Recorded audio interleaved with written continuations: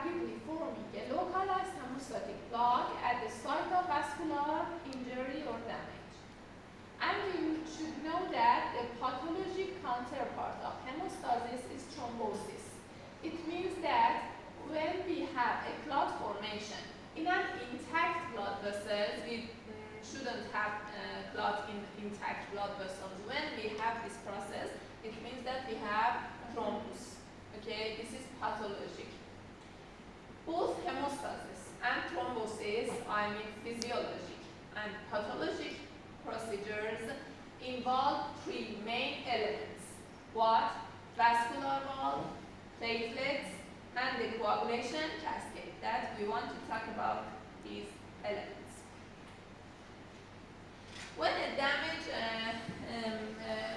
when we have a vascular damage and we have hemorrhage, what does happen at the first, you know?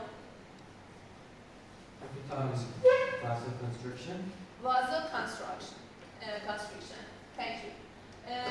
We should have a clot formation, but in this session you will understand that clot formation is time spending and is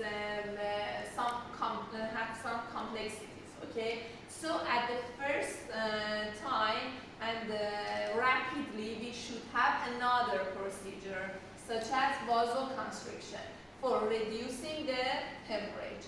So arteriolar vasoconstriction occurs immediately and markedly reduces blood flow to the injured area. It is mediated by some reflex neurogenic mechanisms that we don't want to speak about the details of the mechanisms, and this effect is transient, so immediately happens and is transient. These are very important, transient. And bleeding would resume if not for activation of platelets and coagulation factors.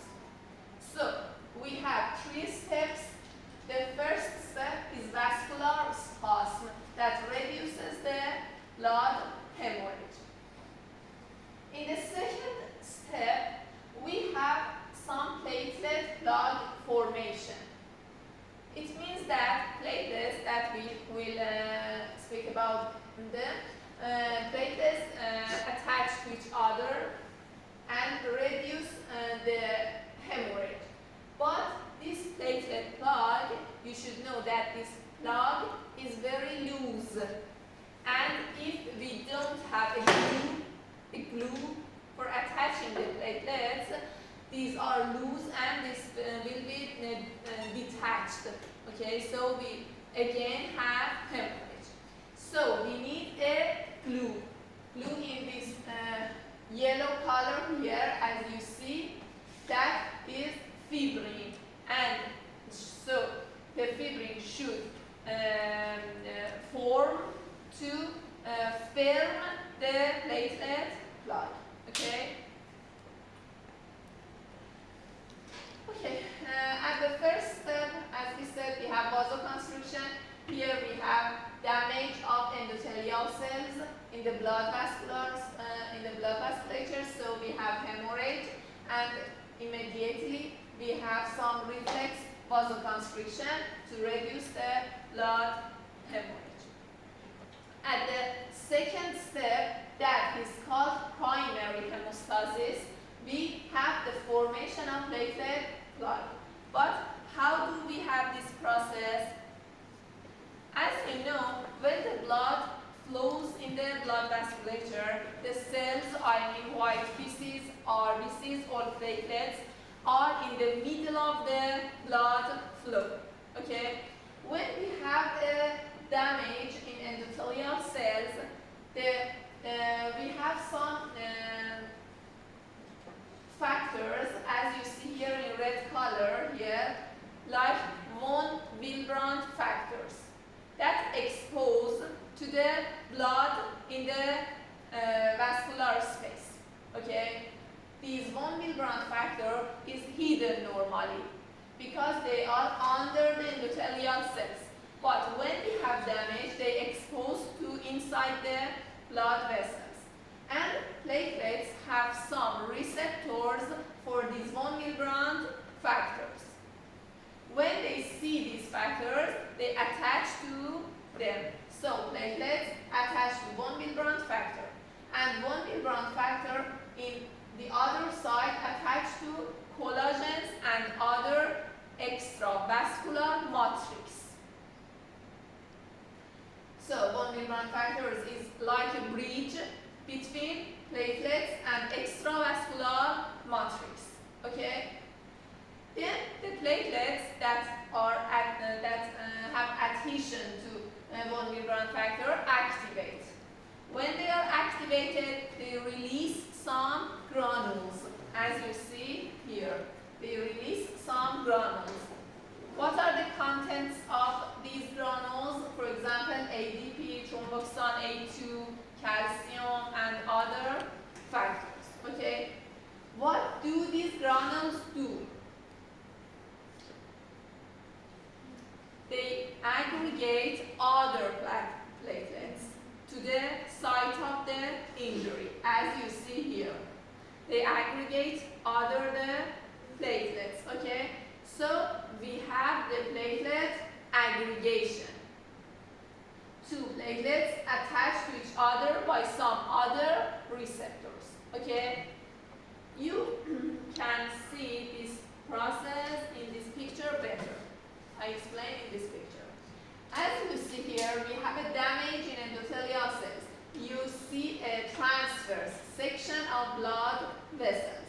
And here we have a damage.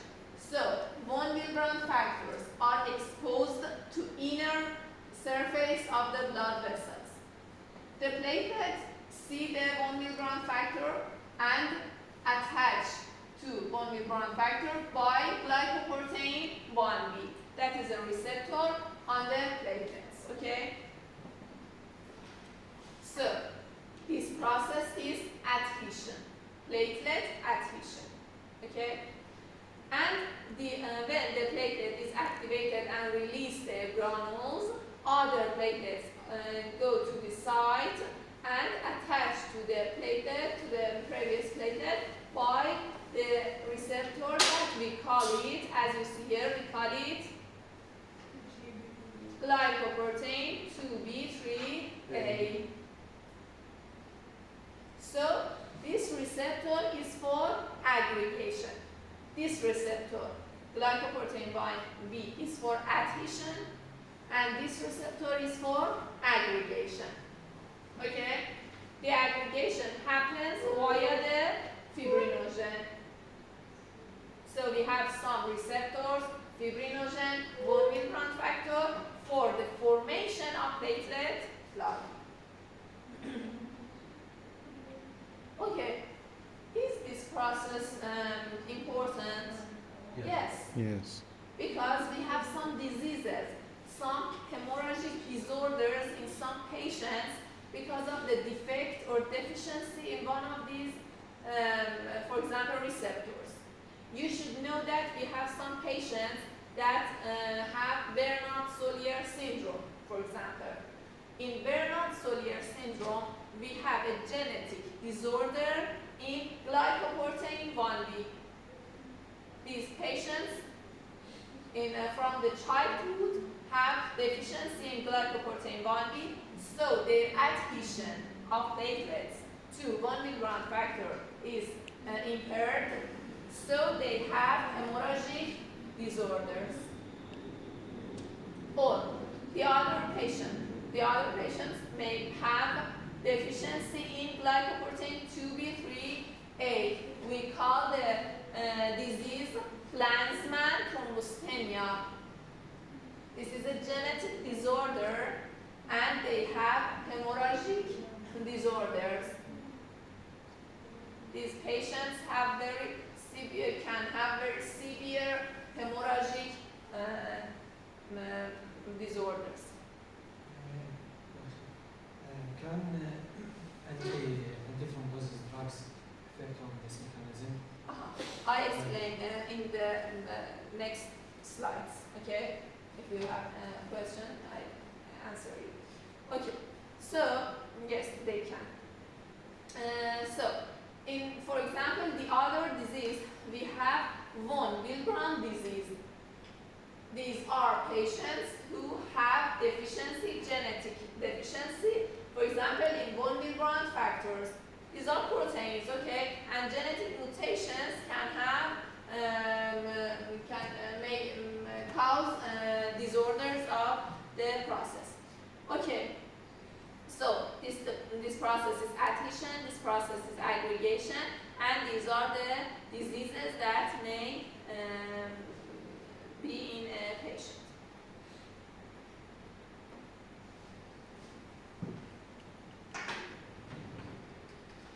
Primary hemostasis, that means the formation of a platelet like disruption of the endothelium exposes subendothelial von Willebrand factor and collagen, which promote platelet adherence and activation.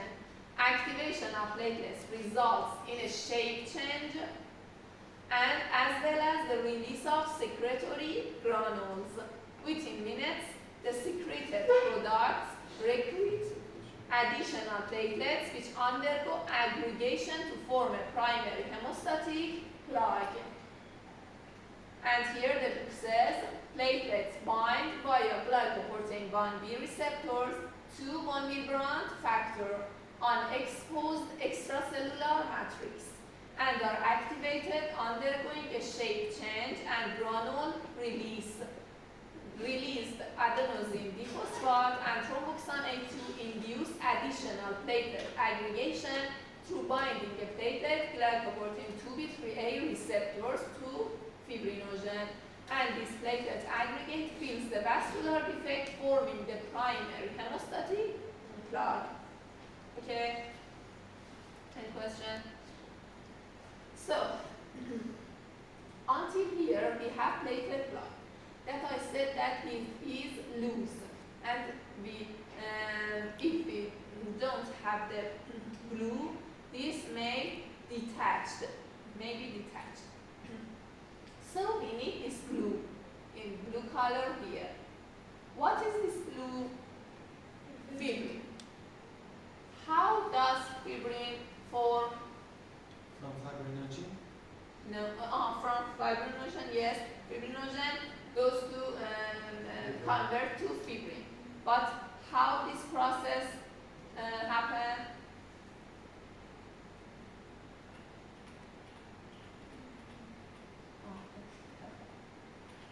I want to say via the coagulation cascade, as you studied in, I think, in physiology. Okay, I go to coagulation cascade. First of all, in your books, there is some topics I want to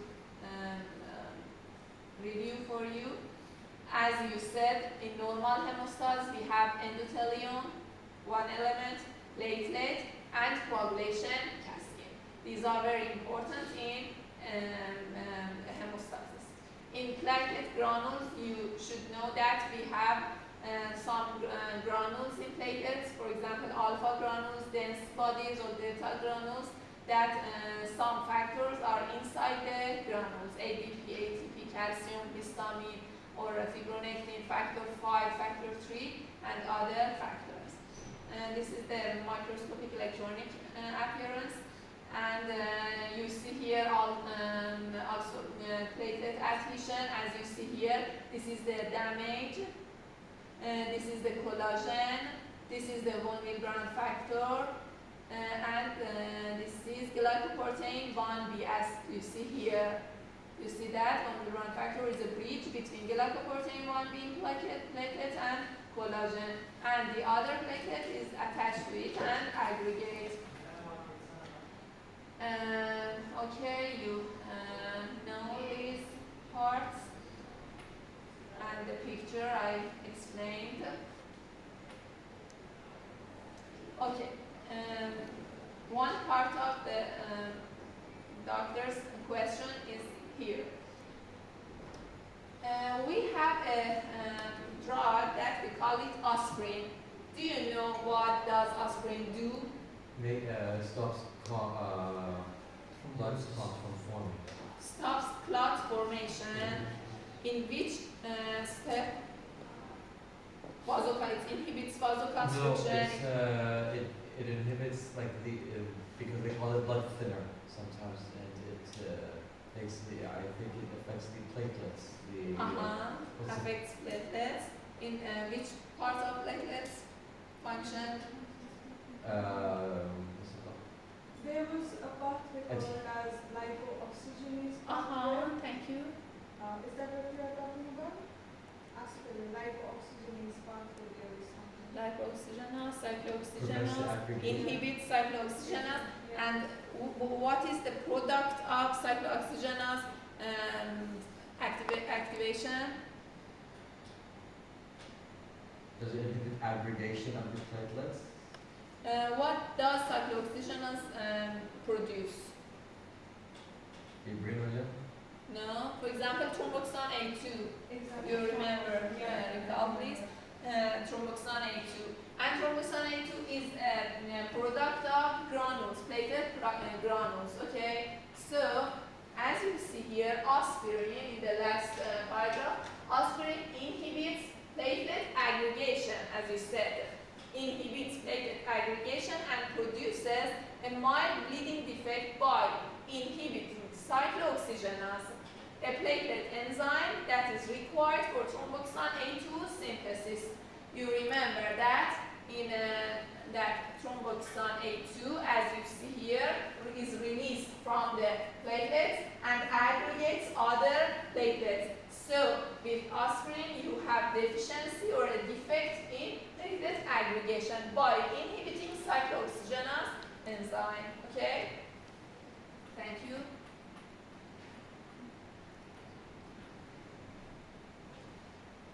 Secretion of granule contents occurs along the changes in shape. I should say you that hemorrhagic disorders, especially by genetic deficiencies, are not only Bernard-Soulier, Glanzmann thrombostemia, or von Willebrand disease. We have many disorders like this. Okay. For example, if a patient has a genetic disorder in secretion in one granules of his platelets or her platelets, we have hemorrhagic disorders. They are not common, but they are present. So you should know that we may have many disorders in many processes. Okay. As you see here, activated platelets also produce the prostaglandin thromboxane A2, a potent inducer of platelet aggregation, and aspirin inhibits this procedure. Okay, and now we want to talk about the coagulation cascade which produces fibrin, the glue. Okay, that is very important.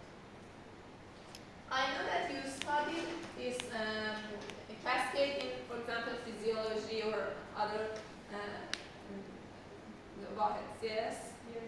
Okay. I have a suggestion or recommendation for you that you know that some topics in medicine are very important, and you need them forever. In general practice or in many subspecialties that you may choose. Okay.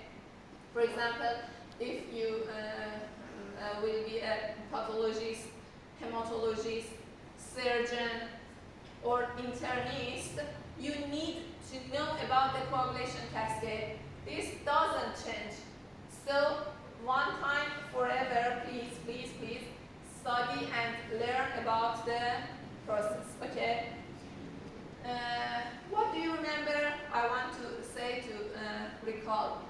What do you remember about the cascade? We had 3 pathways. Okay. Internal pathway, as you see here, intrinsic pathway, extrinsic pathway, and common pathway. Okay. You should know that some coagulation proteins have a role in intrinsic pathway, some in extrinsic, and some in common pathway. You know that the coagulation proteins are in the +1 normally you have, and they are in the plasma in normal patients. And when we have a damage and we want to activate this cascade, these proteins should be activated. Okay? First of all, we talk about intrinsic pathway.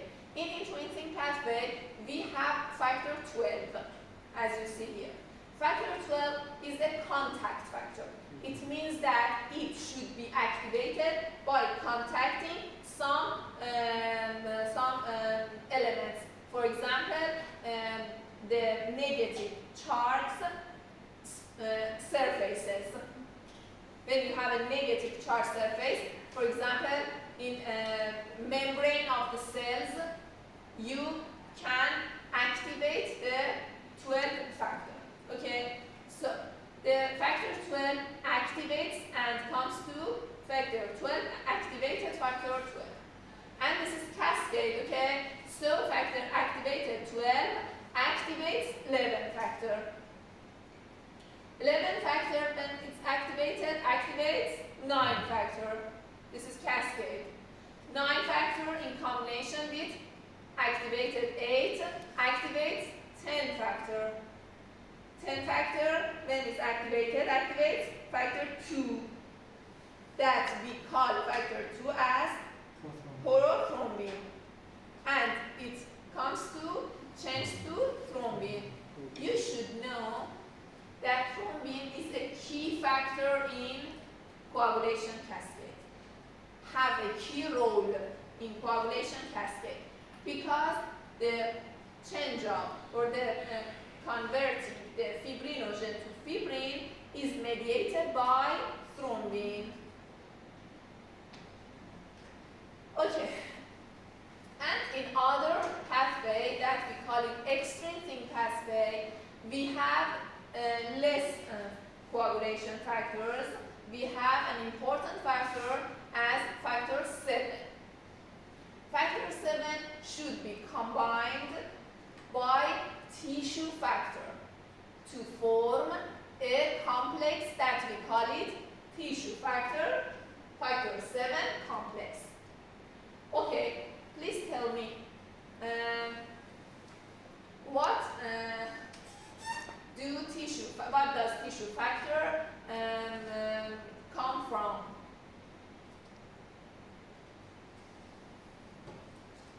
Where is tissue factor that should combine with 7? From the name you can say tissue From injury. tissue injuries? Tissue? Injury?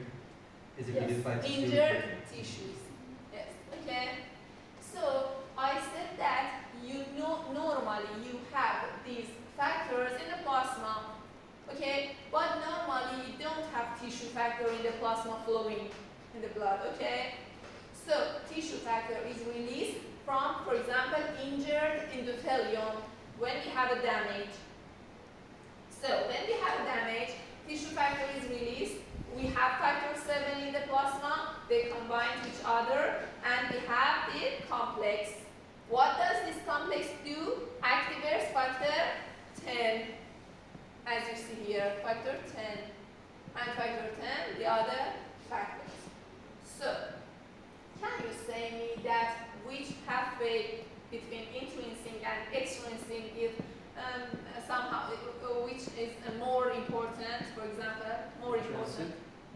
Intrinsic, okay. Extrinsic? Extrinsic. The other comments. Both of them are important, but in new researches, in new literature, say that extrinsic factor pathway is more important. Because you should know that it makes it very complex. I don't want to go to details, but we have some feedback pathways.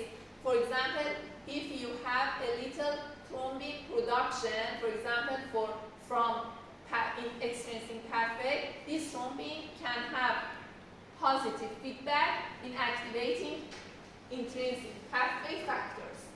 Okay, so if you have a normal extrinsic pathway, you may have a somehow normal coagulation. Okay, so the extrinsic pathway that have less factors can be more important. Okay. As you see here, the other thing that is important is except these factors, we have some other important things. For example, as you see here, phospholipid surface. Phospholipid surface is very important for activation of these enzymes. What do phospholipid surface come from? Where do we have the phospholipid surface? Cell membrane. Cell membrane, for example, in platelets, in endothelial damage, endothelial cells, and others. So we have phospholipid surface in the in vivo. Okay. And the other important thing is calcium ion. As you see here, you should have normal calcium ion to have a normal coagulation cascade. Yes. Just a question in the previous slide, please. In the common pathway, we have activated a factor X, and it activates factor 2, right? But I don't understand how the phospholipid surface and calcium have to do, and factor 5 have to do with this. Factor 5 and factor 8 are two cofactors. Cofactors for activation factor 10 and 2. We call them cofactors. Cofactors, but very important. I tell you in next slides, okay? So the book says that if you, for example, if you have, for example, if you have 10 and you have 9 factor, okay? Activated 9 factor. And you want to convert 10 to activated 10. This process may expand in some years. Okay, I want to say you the concept. But if you have 9 activated 9, activated 8, calcium and phospholipid, it takes happen in some seconds. Okay. So this is a complex that are needed for this conversion. The book says that if you have all of these complex, your speed, your converting speed is about 10 to power of 8. That would have on a hash fold earlier and speeder. خیلی سریعتر و بهتر انجام میشه. Okay. So these are cofactors. You have many details, many other details I don't speak. For example, you have factor 13. 13 factors makes the fibrin clot firmer, makes it stable, more stable. Okay. So, as we said, I read from the book. Thrombin has a key role. Thrombin protolyzes fibrinogen into fibrin monomers. Fibrin polymers are stabilized by the cross-linking activity of factor 13, which also is activated by thrombin.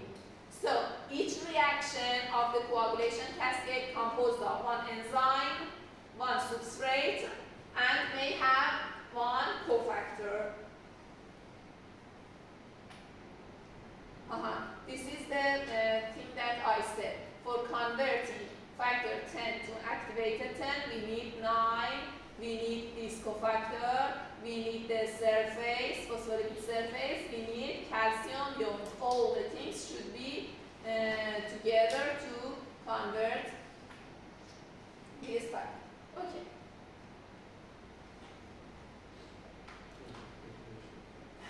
The other important thing in coagulation cascade is that you should know that vitamin K can have a, or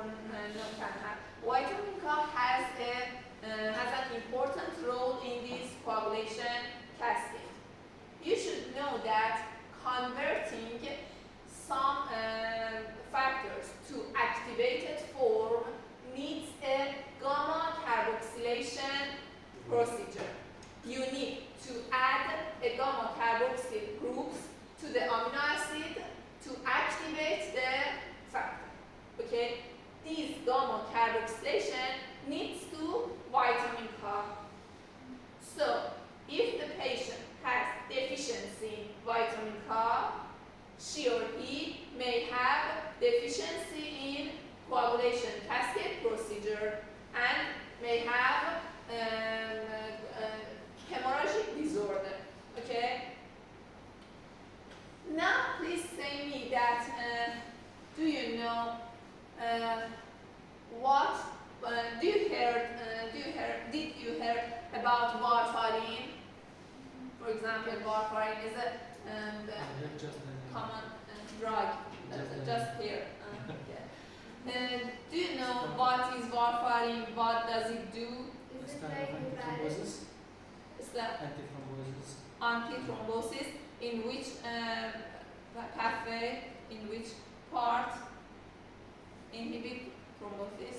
I don't know, I think it's like a pattern, like we have the pattern inside, warfarin is a drug. Yeah, that's one. Okay, and you? The last I remember it was some kind of factor. So I don't know. Inhibit some factors, you said? I guess. Uh-huh. Okay. Warfarin, so as you said that warfarin is an anticoagulant drug. Okay, anticoagulant. What we want to know about in which way this is anticoagulant. You should know that if you go to internet, you see that. Message Uh-huh. coagulation. It's related to inhibit the vitamin Uh-huh. K. That is related to factor 2, 7, 9, and 10. So Okay. one may inhibit them. So as you said, it is an antagonist of vitamin K. Yes. Okay, and we said that we need vitamin K for activation of some coagulation factors. Which factors? This is important for you because you should know that factor 2, 7, 9, and 10 are for activation need to vitamin K, and when we have warfarin, this can be antagonistic. Okay? As you see here, ability of coagulation factors 2, 7, 9, and 10 to bind to calcium requires that additional gamma carboxyl groups be enzymatically appended to certain glutamic acid residues. This reaction requires vitamin K as a cofactor and is antagonized by drugs such as pomadic warfarin, which is widely used as an anticoagulant. What about the Heparin. Heparin, I will say you, but heparin more induces the influences on antithrombin in intrinsic pathway. It inhibits intrinsic pathway more normally, I will say it. Okay. So you should know that. So.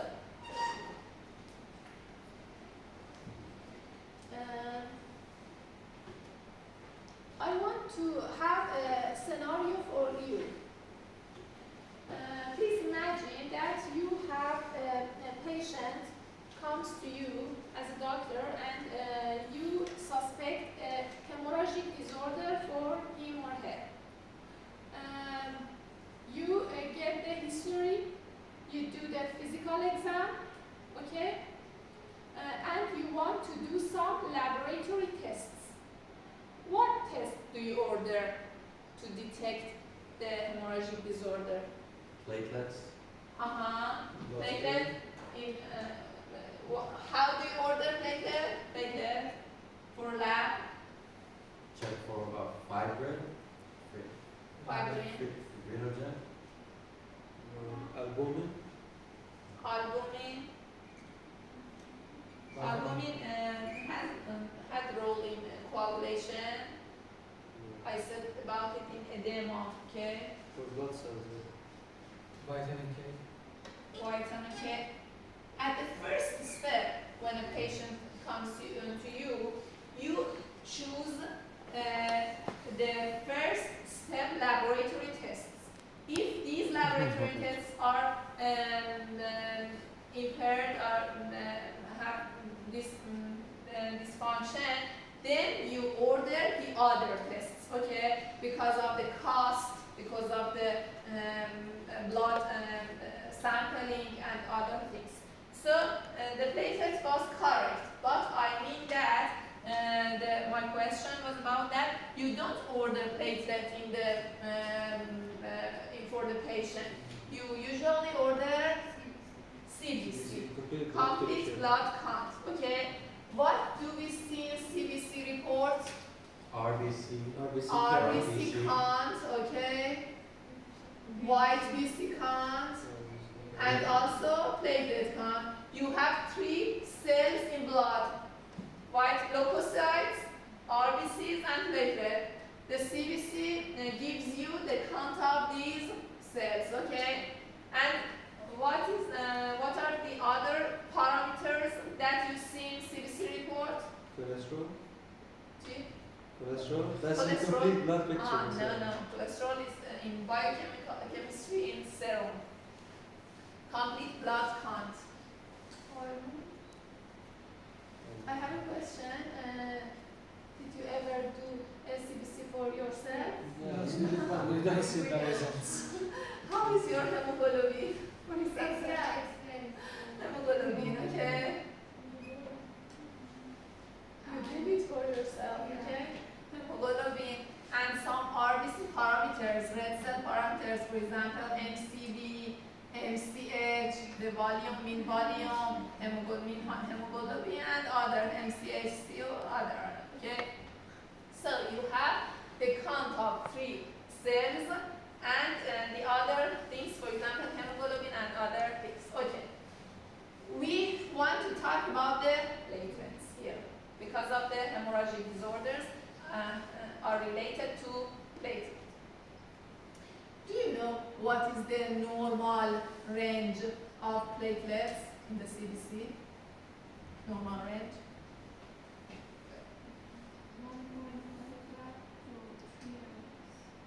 1. 1.5 to 3 lakhs. I mean, Uh-huh. 120,000 to 30,000. 2. 3. 3. I write the 5. Per. Microliter. There's okay. Of course, you should know that in some references or in some labs, you may see a little difference between normal ranges. For example, you may see, for example, 500,000. Okay, but this is not very important. I don't want to talk about this. Usually, the normal range of platelets are as you see here. Okay.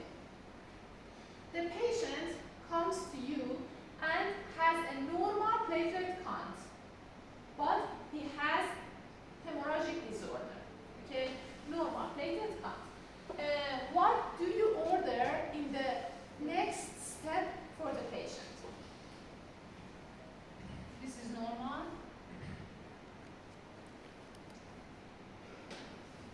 Check for these cofactors, Cofactors. vitamin K, Uh-huh. thrombin, Maybe fibrin. calcium. Calcium. Okay. I want to explain this topic for you. Please pay attention when you when you want to detect some disorders. You should go step by step. Okay. You should go by what disorder is more common, is more probable for this patient. Okay.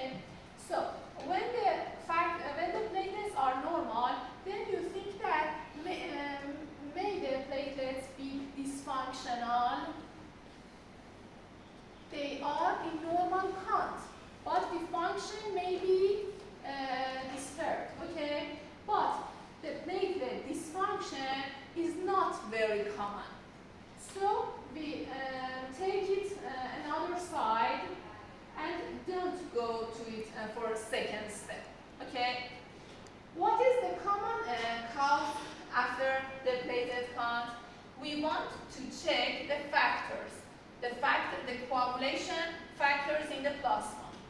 By which test? By PT and PTT. Did you hear about them? Yes. PT and PTT. That we call them coagulation tests. Usual coagulation tests. Because we have the other coagulation tests. Okay, what is PT and what is PTT? We want to talk about the prothrombin time and partial thromboplastin time.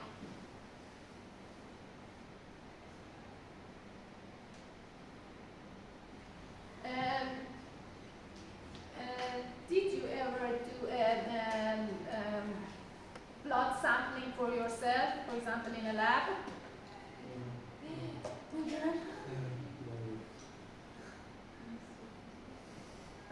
Which of you has had a station blood sampling?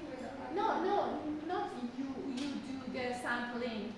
They do for yourself. Yeah. Yeah, we can. Yeah. All of us. Okay.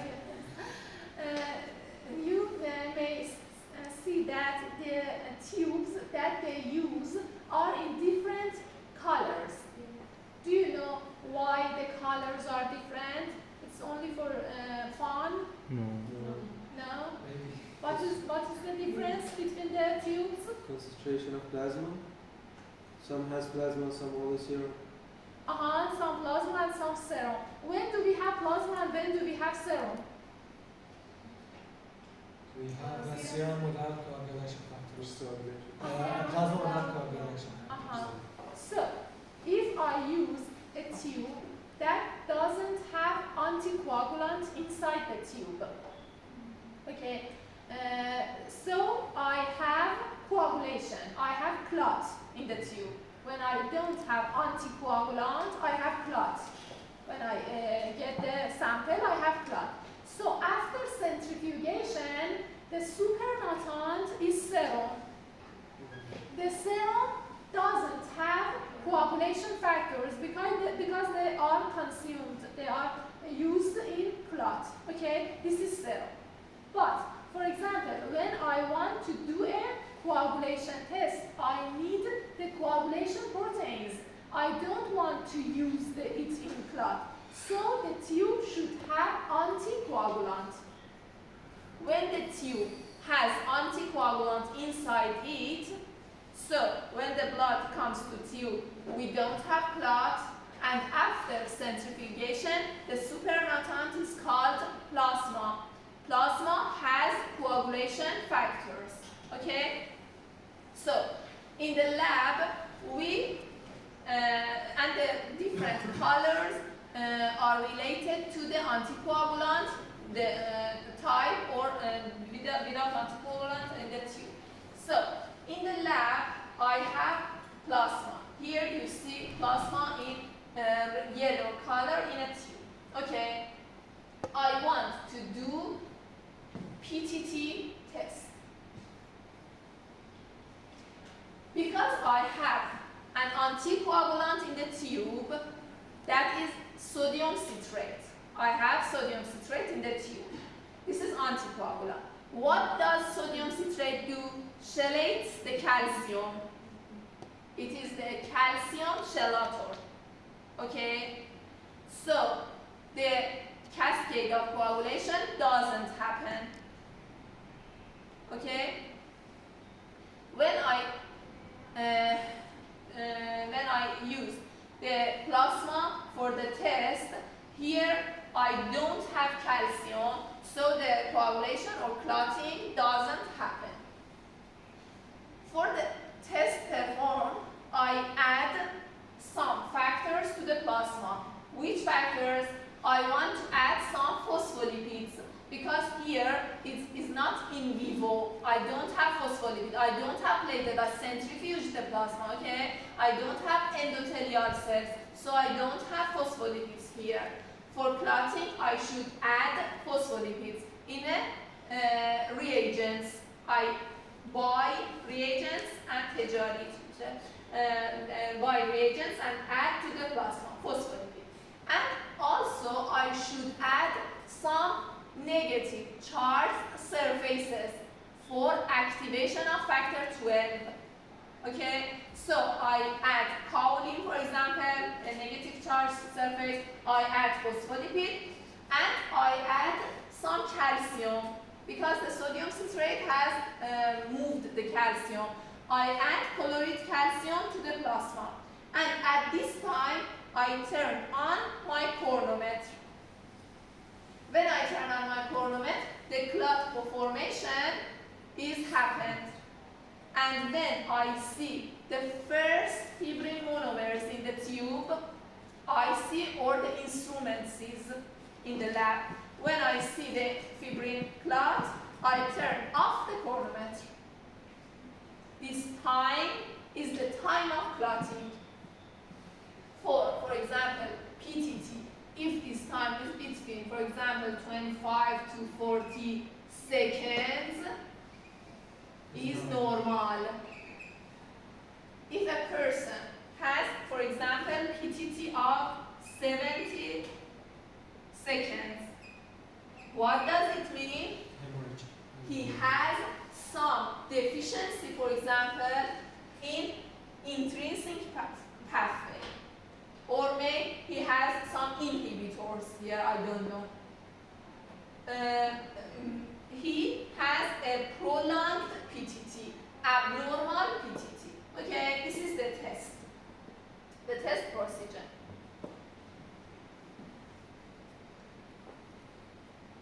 And I have another test, as you see here, PT, prothrombin time.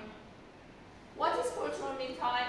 Prothrombin time is for checking extrinsic pathway, and PTT is for checking intrinsic pathway. As you saw in PTT, we didn't add tissue factor to the test. We didn't add tissue factor to the test. And we don't have tissue in the tube to add tissue factor, okay? So in PTT, we didn't activate extrinsic pathway. We only activated intrinsic pathway. And for doing the PT test, we add tissue factor to the plasma. And we don't, of course, we don't add contact factors. We don't add negative charged surface to the test. Okay? So only extrinsic pathway is activated in PT test. We will explain and you understand. Okay? So in PT test, as you see here, we have a plasma. We add tissue factor, we add phospholipids, and we add calcium. Then I turn on the chronometer. I see, for example, after 11 seconds, that is normal, or 12 seconds, for example, that is normal. I see the thrombin formation, the fibrin formation, and I turn off the chronometer. And this is 12 seconds, this is normal. Okay? If a person has, for example, PT of 30 seconds, it means that he has a disorder in extrinsic pathway.